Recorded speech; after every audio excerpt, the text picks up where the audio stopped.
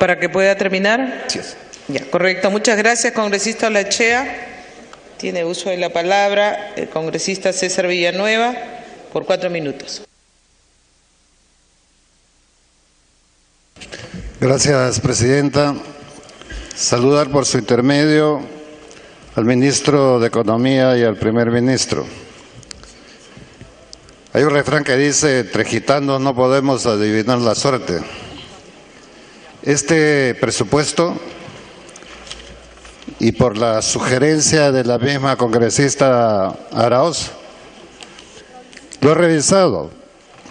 Exactamente el presupuesto que nos ha alcanzado el Ministerio de Economía y Finanzas. Si ustedes ven la página 130, de 28 proyectos, 23 son de pliego nacional y 5 del pliego regional. Si ustedes ven la página 128, 129, 28 proyectos, 20 nacional, 8 regional. Lo que pasa es que hay la interpretación de la descentralización de la inversión en función a que una carretera que se hace en una región es una descentralización en la región. El acto de hacer la infraestructura es correcto, pero el pliego quien ejecuta es el nivel nacional. Y lo que ha sucedido es una centralización de la ejecución nacional. Entiendo que nuestro primer ministro Fernando Zavala, cuando dice acercar más a la gente el Estado, lo que nos está diciendo es el Estado central, pero al margen de los gobiernos locales y al margen de los gobiernos regionales. Yo he escuchado con frecuencia decir por la ineficiencia de los gobiernos regionales. Y quien les habla ha sido 2 veces presidente regional. Por lo tanto, conozco un poco los detalles burocráticos. Saludo el hecho de que ahora el Ministerio de Economía y Finanzas haya corregido sus propios errores. Eso ya es una buena cosa. El tema del cronograma de las transferencias no lo ha hecho las regiones ni los gobiernos locales, lo ha hecho el Ministerio de Economía y Finanzas. Recién, después de 13 años que se le ha dicho cambien, ha cambiado. Lo felicito, ministro Torde. Entonces, ahora adelantan de junio a marzo. Me parece bien. En segundo lugar, entonces, hablan de que no hay capacidad de ejecución de los gobiernos regionales y por eso devuelven plata. ¿Cómo no van a devolver plata si trabajan a ciegas? No hay predictibilidad. Y usted sabe, como ministro de Economía, que si usted no sabe cuánto le va a ingresar, no sabe cuánto va a gastar, no puede planificar. Entonces, esa es una muy buena medida que va a mejorar notablemente. El tema de la simplificación, la suspensión de la firma de convenios, de traspaso de recursos, igualmente. Era de más la firma de esos convenios. Y lo mismo en relación a la reasignación presupuestal de proyectos sin la intervención del MEF, porque finalmente los responsables tienen que ser quienes ejecutan y ellos tendrán que responder por lo bueno o por lo malo que tengan que hacer. Pero todo este proceso lo que ha hecho es generar retrasos en las inversiones, devolver plata al Estado, pero la conclusión central es la siguiente, de que se le asigna teóricamente a las regiones con todas estas trabas, pero al final no se ejecuta. Siempre no me gusta poner ejemplos particulares, pero tengo que hacerlo. En el tema de la Amazonía, exactamente general,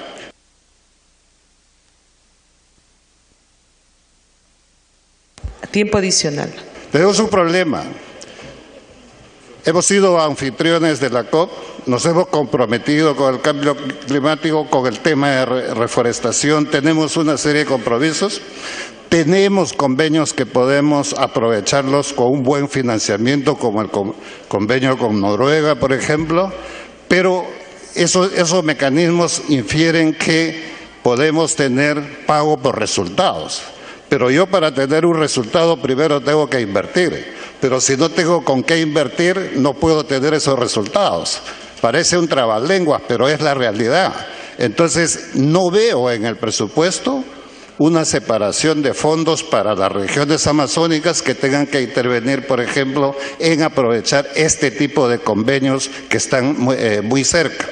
Entonces, yo le pido, ministro, tener que revisar todo ese conjunto de cosas. Desafortunadamente, el tiempo es tan corto que no le puedo poner otros ejemplos concretos, pero eso... Tiempo adicional para que termine. De un presupuesto absolutamente centralista, no con la palabra, sino con las cifras y las ubicaciones que están en el propio presupuesto elaborado por el Ministerio de Economía y Finanzas. Gracias, presidenta. Gracias, congresista Villanueva. Tiene uso de la palabra congresista Carlos Domínguez por 2 minutos de Fuerza Popular.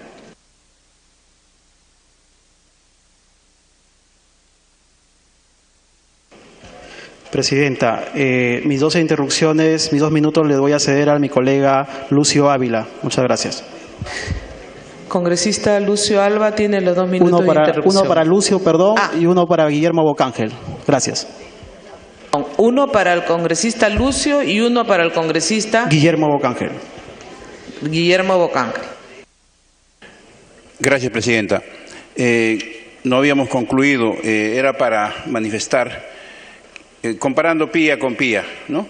Encontramos que en recursos ordinarios, el 2016 iban a recolectar 68.000 millones y en el presupuesto 2017, el 2016 iban a recolectar 68.000 millones y en el presupuesto 2017 que presentan piensan recolectar 92.000 millones. O sea, hay una brecha de 24.000 millones. Es que se van a incrementar los impuestos, se va a ampliar la base tributaria. ¿Qué va a ocurrir ahí? Referente a recursos determinados, porque eso se supone, recurso ordinario se supone que viene principalmente de SUNAT.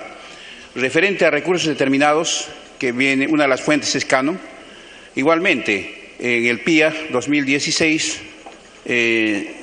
dice que hay 5.000 millones, y ustedes al presupuesto 2017 dicen que va a haber 17.000 millones. O sea, va a haber más impuestos vía Cano, se va a recolectar más dinero, porque entre ambos montos vemos que hay 36.000 millones. Sí, lamentablemente son minutos de interrupción, congresista. En los minutos de interrupción yo les sugiero que digan su idea principal desde un primer momento. Congresista Bocángel.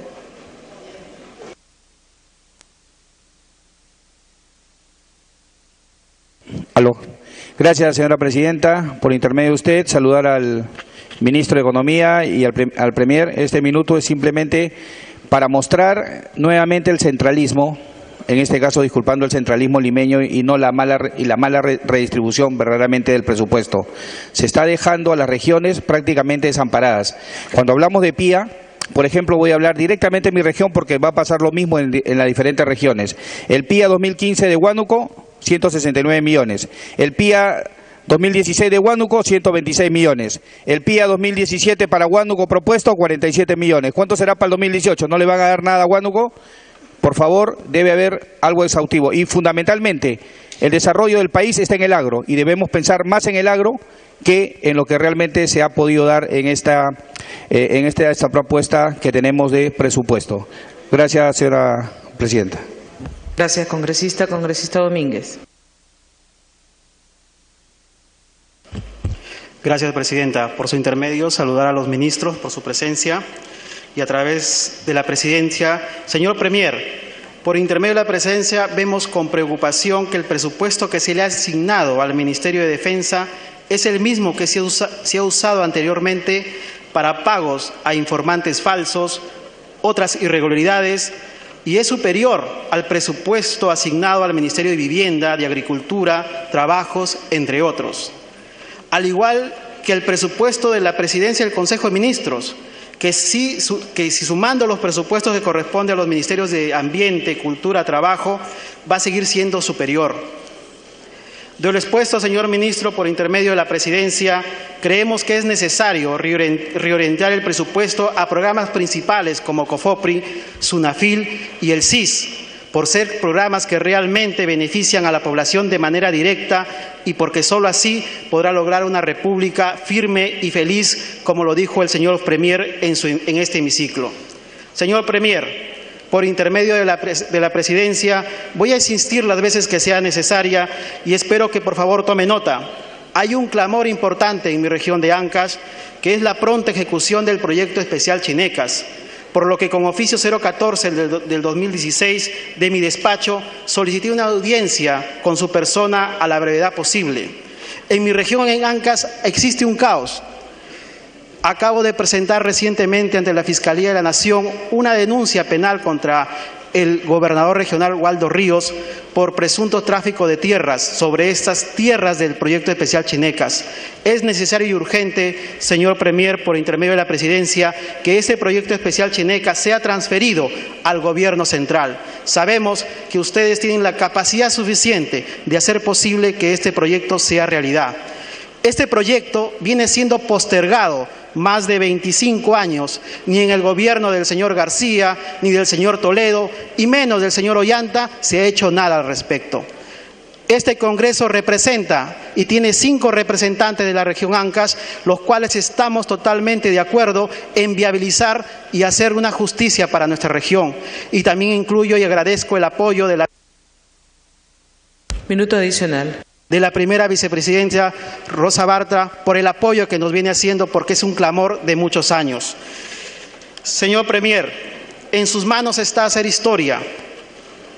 El más de 1.150.000 habitantes de Ancash le va a agradecer si toma cartas en el asunto. Es necesario, y para esto, como parte y miembro titular de la Comisión de Presupuesto, voy a solicitar que se reasigne el presupuesto especial para la primera etapa, la cual incluye la ejecución del proyecto especial Chinecas. Agradezco de antemano que tome en cuenta lo solicitado. Muchas gracias, Presidenta. Gracias, congresista Domínguez.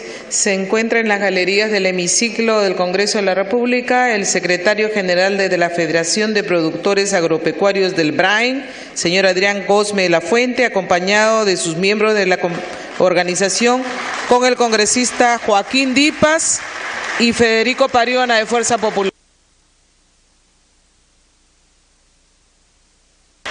Tiene uso de la palabra el congresista Mauricio Mulder por la célula parlamentaria Prista, por 5 minutos. Presidenta, muchas gracias. Estamos asistiendo al inicio de un proceso que va a culminar a fines del mes de noviembre, cuando aprobemos la ley de presupuesto. Ahora solamente estamos escuchando la propuesta que nos está trayendo el Poder Ejecutivo y que abre interrogantes, ya no en el tema de fondo de lo que contiene, sino de cómo es que vamos a materializar esta circunstancia. Porque desde hace, diríamos, más de 30 años que no existe el caso de un parlamento que tenga una mayoría distinta a la del gobierno. Y esta va a ser la primera oportunidad en la que un gobierno viene a plantear una ley de presupuesto y va a tener que hacer notables esfuerzos de persuasión para que las bancadas que son independientes a la bancada del gobierno, que es de solo 18 miembros menos 5, pueda enfrentar una situación de respaldar a su gobierno. Y esa circunstancia, Presidenta, es lo que yo quiero enfatizar ahora, más que ir al tema de fondo. Porque es obvio que sobre el perfil de la mayoría de las intervenciones van a haber múltiples objeciones ya en los debates que van a haber en la Comisión de Presupuesto.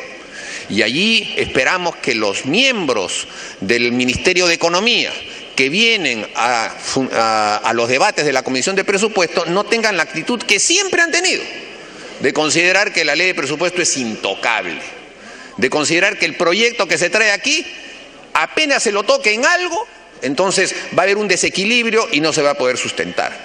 Y en la práctica termina esto convirtiéndose en una suerte de feria de vanidades, en la que para obtener el voto de algunos parlamentarios se van agregando disposiciones transitorias con el puente de acá, con la obra de ornato de por allá, pero Todos sabemos que la mayoría de ellas son simplemente un saludo a la bandera, porque en el transcurso del año, a pesar de tener asignación presupuestal una cantidad enorme de obras, en el Ministerio de Economía le dicen no hay. O simplemente le dicen no hay SNIP. Y entonces se queda la mitad de la ley de presupuesto sin que se cumpla. O sea, el Ministerio de Economía sigue manejando las cosas como quiere. Y no digo el ministro, ni siquiera los viceministros, sino todos los funcionarios permanentes del Ministerio de Economía, que no los conocemos, no sabemos quiénes son, no sabemos cuántos ganan, no sabemos las prerrogativas que tienen, que son los que al fin y al cabo terminan decidiendo qué es lo que se gasta en nuestro país. Por otro lado, tenemos instituciones dependientes, pero que son también sustantivas en estos temas. Por ejemplo, la SUNAT. La SUNAT, que cree que es un país fuera de los demás países, del resto de la República. La SUNAT recauda para ella. La SUNAT le cobra al propio Estado, le embarga al propio Estado, sanciona a funcionarios públicos por deudas de la SUNAT. Muchas municipalidades están paralizadas porque todos sus recursos han sido embargados para la SUNAT. Y yo digo, ¿para quién embarga la SUNAT? ¿No es para el Estado? ¿Y a quién representa la municipalidad? ¿No es el Estado? Esas incoherencias se van a resolver. Se van a resolver las incoherencias de tener un presupuesto, Presidenta, que en materia de publicidad, el año pasado, con el gobierno anterior, subió de 7 millones a 21 millones en el Ministerio de Economía. No sabemos si ahora se mantendrá eso. Y al mismo tiempo se gastó 21.000 millones en el Ministerio de Inclusión Social y la anemia aumentó. ¿Se va a mantener eso? ¿Se van a asumir las responsabilidades para que ese tipo de dispendios no se dé? Esa va a ser un interrogante que seguramente en el debate de la ley de presupuesto lo vamos a tener materializado y vamos a necesitar de respuestas muy concretas. Porque las demandas que se están haciendo ahora aquí de que este es un presupuesto centralizado va a tener que llegar a un nivel de concreción que el Ministerio de Economía va a tener que cumplir. Si no, va a ocurrir que por primera vez en la historia de nuestro país se apruebe una ley de presupuesto no propiciada por el Ministerio de Economía. O sea, una ley de presupuesto propia del Parlamento, porque es perfectamente posible. Y los parlamentarios de provincia saben perfectamente que tienen en estos momentos la llave de poder materializar lo que están diciendo. Ya no es que hay que reclamárselo al Ministerio de Economía. Ahora ya como parlamentarios tienen esa posibilidad. Ahora, ¿será equilibrado, será desequilibrado? Eso ya será materia de otro análisis. Pero es evidente de que aquí estamos a puertas de la posibilidad de establecer mecanismos muy complicados de confrontación entre Ejecutivo y Legislativo sobre la base de la ley de presupuesto. Y eso va a permitir que se abran compuertas inmanejables de la política económica y de la política social en nuestro país que lleven a expectativas que al final no se puedan cumplir y que estén materializadas en el catálogo de obras que el... Tiempo adicional. Presidenta, una interrupción me solicita el congresista del Castillo de 1 minuto. Congresista del Castillo. Gracias, compañero Mulder. Señora Presidenta, una explicación que yo quisiera del primer ministro y del ministro de Economía. Aquí, otros aspectos relevantes del proyecto de ley de endeudamiento.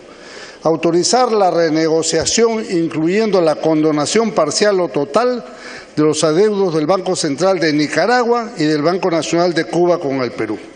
Yo puedo entender Cuba porque es un país que ha empezado un proceso de reinserción, de recuperación y ha tenido un bloqueo, etcétera.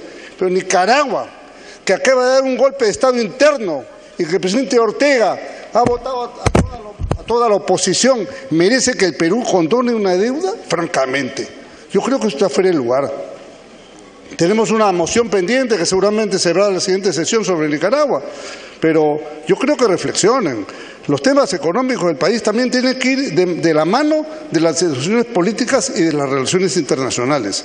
Así es que no es un tema que nosotros aprobemos y creo que la mayoría aquí, sin duda. Continúe, congresista Mulder. Solamente para terminar. Señora Presidenta, solamente para concluir la interrupción.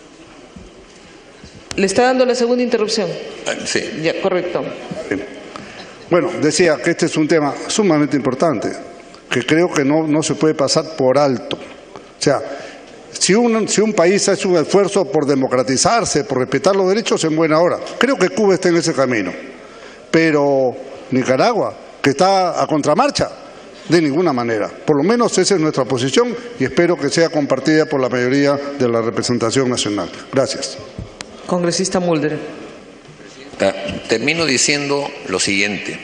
Una palabra que no aparece en el proyecto de ley ni en la exposición de motivos es austeridad. El Estado peruano demostró en los últimos tiempos ser todo lo contrario de la austeridad. Fue un Estado concupiscente, un Estado frívolo, un Estado que se aumentó los grandes sueldos de los altos funcionarios, no aumentando el de los médicos, no aumentando el de los maestros, no aumentando el de la administración pública de abajo, sino solamente el de los ministros, el de los directores generales, de los superintendentes, etcétera. Y aquí no se dice una sola palabra de un reajuste legal en función de la ley que aprobó en el Parlamento de los grandes saberes para que puedan aumentar los pequeños saberes. No se dice tampoco, y espero que esto se pueda consignar de alguna manera, la prohibición de determinados tipos de gastos, los viajes permanentes que se hacen a costa del tesoro público, de funcionarios que nadie los conoce, funcionarios de cuarta en una superintendencia viajan acompañados de secretarias y de guardaespaldas a los lugares más exóticos del mundo, a ver conferencia de cualquier cosa en Kuala Lumpur, en Dubái. De eso está lleno todos los días la página de normas del Diario Oficial del Peruano. ¿Y eso se va a cortar? Espero que sí, ¿no? Porque un Estado de esa índole... Sí, minuto adicional para que termine. ...al pueblo peruano, que se sacrifique, que pague más impuesto a la renta, porque se está planteando también ese tema, seguramente lo profundizará más tarde, que tiene que esperar la realización de las grandes obras. 18.000 millones va a tener que pagar el Estado peruano por esas megaobras suntuarias que se están haciendo a un precio inaudito, como se ha señalado acá ya varias veces, en el gasoducto, en la línea 2, etcétera. A ese ciudadano le vamos a pedir que se ajuste los cinturones porque necesitamos ahorrar recursos y al mismo tiempo ve a los grandes funcionarios viajando, a los grandes funcionarios dispendiando, construyéndose edificios, estableciéndose mayor tipo de resguardos y haciendo del Estado un Estado monárquico y no un Estado democrático. Eso creo, Presidenta, también tiene que funcionar en esta nueva ley de presupuesto. Gracias.